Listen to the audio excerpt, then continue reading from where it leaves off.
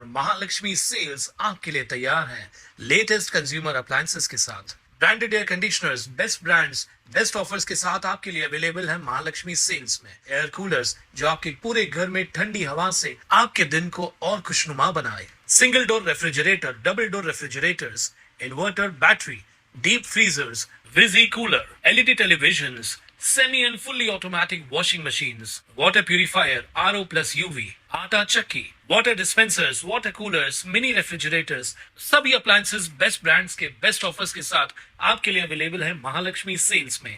पत्रकार बंधूंनो, उल्हासनगर महानगरपालिकेची निवडणूक होऊ घातली। रिपब्लिकन पक्षाचे राष्ट्रीय सचिव, ठाणे जिल्ह्याचे निरीक्षक माननीय बारसिंग साहेब या ठिकाणी उपस्थित आहेत।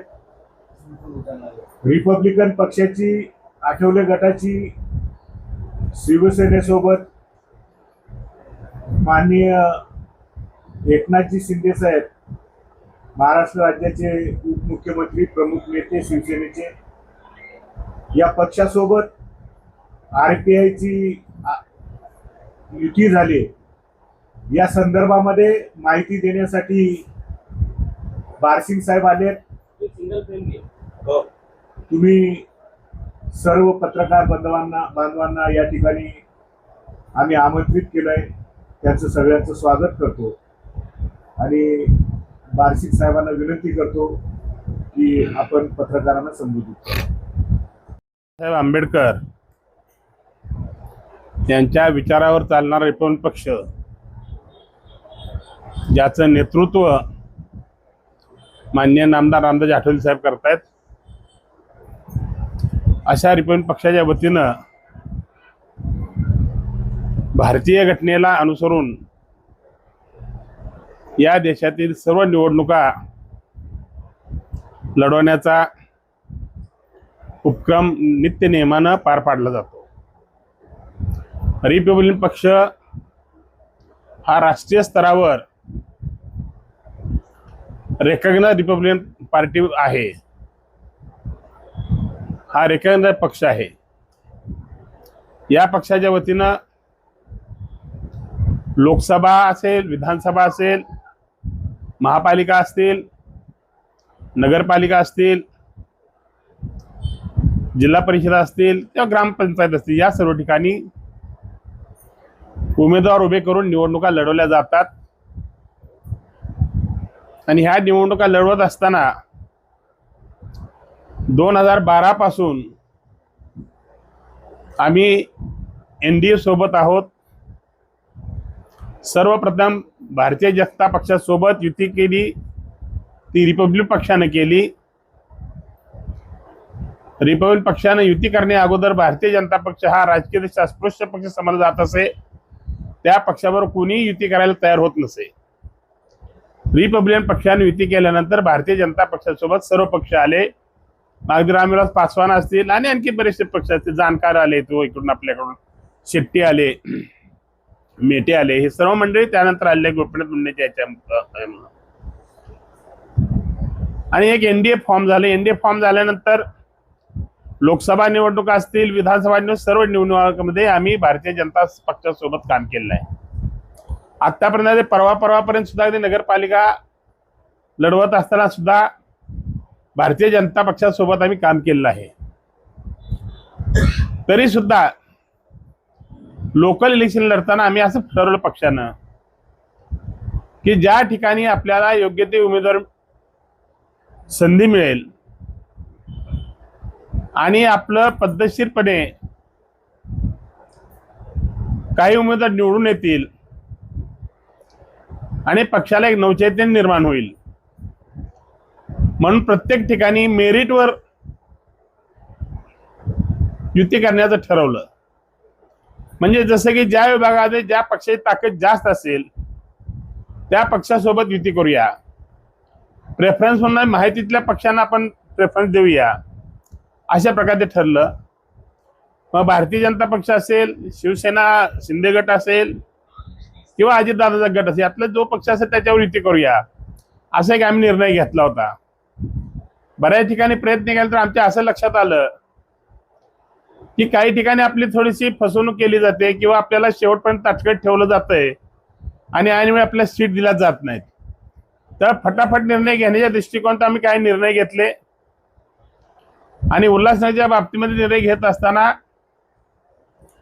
उल्हासनगर मधली आमची सामाजिक परिस्थिती आणि निवडून येण्याची क्षमता पाहता ज्या विभागामध्ये ताकद आपली आणि शिवसेनेची जास्त आहे ही ताकद समजून घेऊन या ठिकाणी शिवसेना शिंदे गटासोबत रिपब्लिकन पक्षानं युती केलेली आहे. भारतीय जनता पक्षासोबत उल्हासनगर शहरापुरती युती नाही, तर या शहरामध्ये शिवसेना शिंदे गट याबरोबर रिपब्लिकन पक्षाची युती आहे. हे माहितीतीलच घटक पक्ष आहेत, त्यामुळे अगदी काय ते आम्ही त्यांच्या विरोधात आहोत अशाला भाग नाही. आम्हालाही आमच्या याच्याप्रमाणे वागण्याचा एक अधिकार आहे वेगळ्या प्रकारे. आणि या युतीमध्ये आम्हाला 7 सीट दिले शिवसेनेने, त्यामुळे आमचे कमीत कमी 7 नगरसेवक निवडून जातील.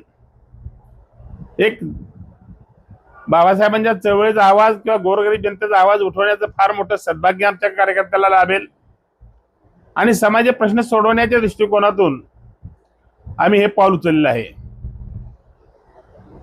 आम्ही प्रयत्न केले होते, बीजेपी सोबत जाण्याचा प्रयत्न केला, परंतु आम्हाला हव्या त्या सीट्स आम्हाला मिळाल्या नाहीत. आता याच्यामुळे काही कार्यकर्ते नाराज झाल्याचे माझ्या कानावर आलेलं आहे. पण त्या कार्यकर्त्यांची आम्ही नाराजी दूर करू. त्यांच्या मनात काही गैरसमज असतील ते आम्ही काढून टाकू, त्यांनाही समजावून सांगू. आणि इथं पण कुणी जर ऐकलं नाही आणि पक्षविरोधी कारवाई केली, पक्षविरोधी वर्तन केलं, तर त्याच्यावर शिस्तभंगाची कारवाई करण्यात येईल. पक्ष हा शेवटी माननीय नामदार रामदासजी आठवले अत्यंत विचारपूर्वक निर्णय घेत असतात. आजपर्यंत सर्वसामान्य माणसाला ऑकवर्ड वाटलेले निर्णय आठवले साहेबांनी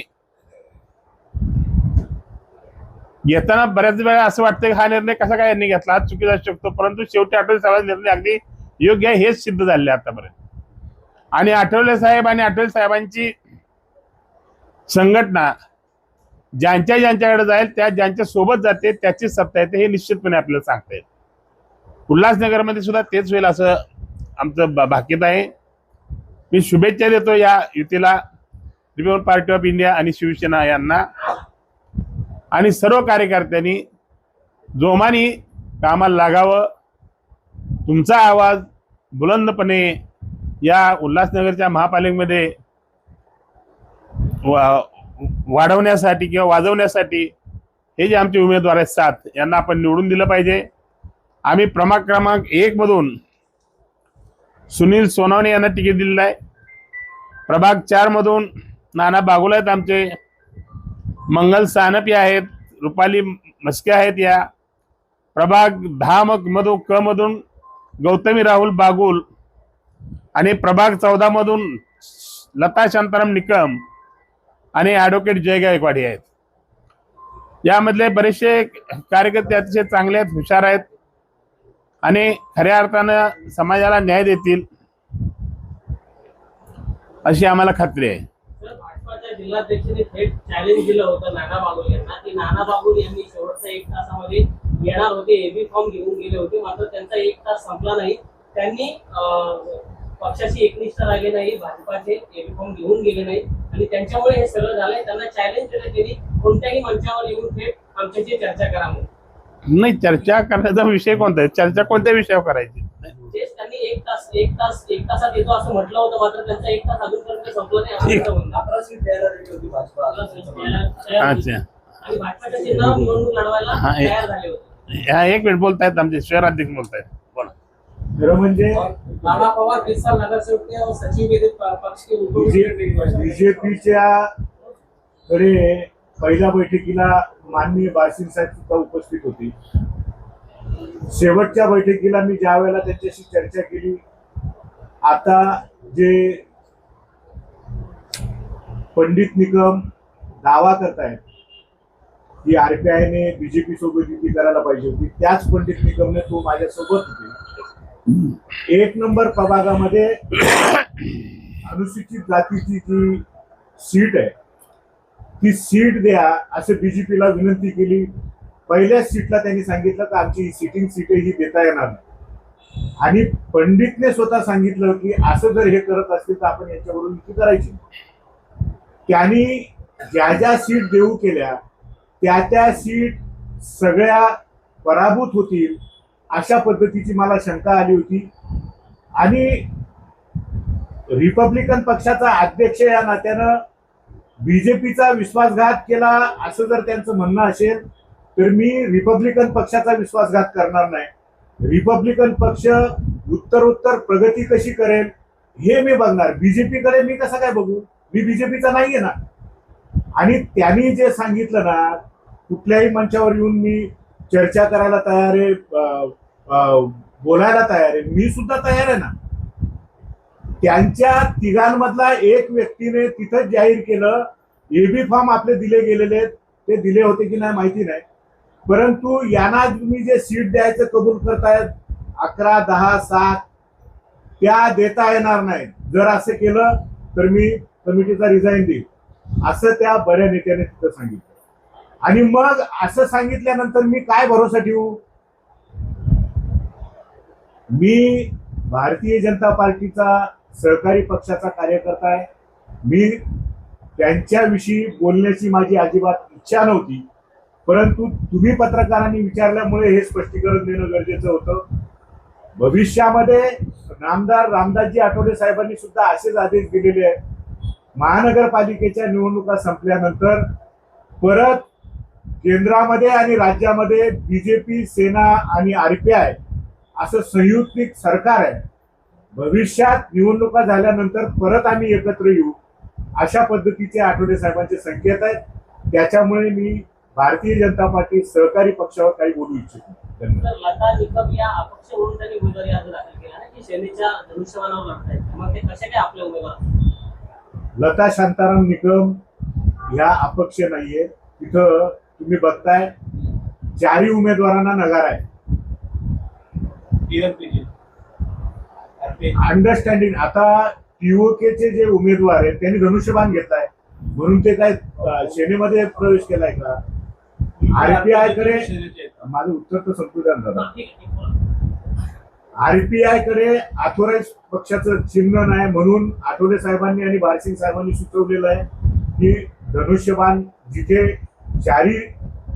4 प्रभागामध्ये 4 अबकड आहे, त्याच्यामुळे 2 उमेदवारांना वेगळं चिन्ह आणि 2 उमेदवारांना वेगळं, तो घोळ होऊ नये त्याच्यासाठी तिथे प्रमोद टाले आणि त्यांची मुलगी आहे जय गायकवाड आणि शांताराम निकम यांची पत्नी आहे, वेगवेगळे चिन्ह घेऊ नये त्याच्यासाठी उमेदवारांची सोयीसाठी तो एक चिन्ह घेतलेलं आहे. त्याच्यामुळे अपक्ष ते म्हणता येणार. आज ते आरपीआयचे खासदार जो गुण होता आपल्या विरोधात, त्यांना आठवले साहेबांनी बोलावलंय, आज ते तिकडे गेले, त्याच्या संदर्भात काय बोलणार? आहेत, आठवले साहेबांची भेट झाली त्यांची आणि आठवले साहेबांनी त्यांना स्पष्टपणे सांगितलं की रिपब्लिक पक्षाची आणि शिवसेने युती झालेली आहे, वेळ निघून गेले, आता तुम्ही जाऊन रिपब्लिक पक्षाचा प्रचार करा. आठवले साहेबांचं माझं बोलणं झालं, फोन आला होता साहेबांचा. भाजपच्या स्थानिक नेत्यांनी जर तुमचा विश्वासघात केला असेल तर वरिष्ठांना ही सगळी माहिती तुम्ही दिली का? नाही, ऐका एक मिनिट. हा काय कसं असतंय हे राजकारणात विश्वासघात वगैरे असा काही इश्यू नसतो याच्यामध्ये. एवढं मोठं त्यांनी मनाला लावून घ्यायचं काही कारण नाही. आतापासून इथपर्यंत त्यांची सत्ता आहे, म्हणजे केंद्रापासून खालपर्यंत. त्या उल्हासनगर एवढा भाव करायचा का त्यांनी फार मोठं लक्ष आज मला वाटत नाही. आणि इतकं जर असं प्रत्येक ठिकाणी मला लक्षात ठेवून आरपीआय त्यांनी घेतलं पाहिजे. आम्ही आता अंबरनाथसाठी सीट मागितल्या होत्या, बदलापूरसाठी सीट मागितल्या होत्या. आम्हाला या निवडणुकाचा सुद्धा अनुभव काय फार चांगला नाही. अगदी मुंबईत आम्हाला जागा सोडल्या नाहीत. शेवटच्या घडीला स्वतः सीएमनी बोलून सीएमच्या बसल्यानंतर सुद्धा आम्हाला सीट मिळाली नाहीत. म्हणजे नेमकं काय चाललंय हे आम्हाला थोडंसं ऑकवर्ड वाटतं. तेव्हा आमचा पक्ष असल्यामुळं एक पक्ष म्हणून आम्हाला स्वतंत्र भूमिका घ्यावी लागेल ना.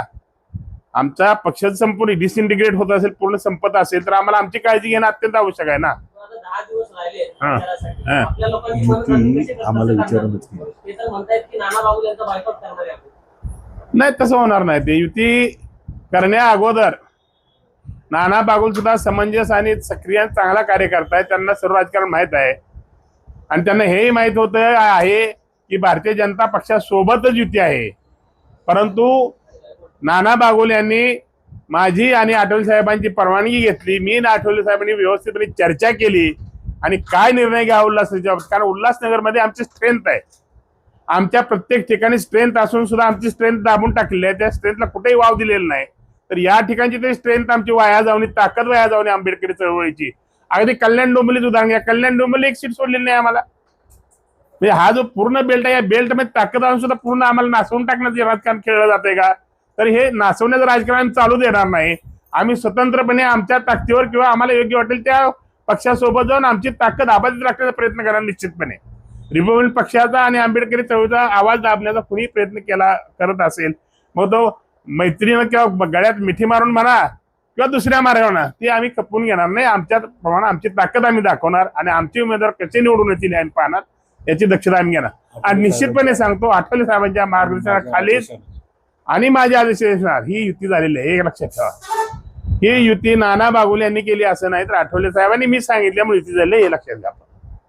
आणि यानंतर आमची आणि शिंदे साहेबांची ही भेट झाली आहे, सीएम साहेबांची ही भेट झाली. या दोघांनाही प्रमुख नेत्यांना ही गोष्ट माहित आहे.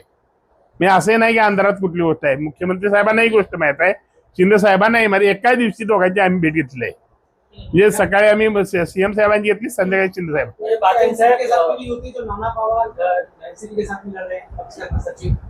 कौन तो स्वतंत्र निर्णय, तो काय इंडिव्हिज्युअल निर्णय. बघा, म्हणजे तुमचं म्हणणं असं आहे का कारवाई करणाऱ्या कार्यकर्त्यांवर आपण काय कारवाई करणार?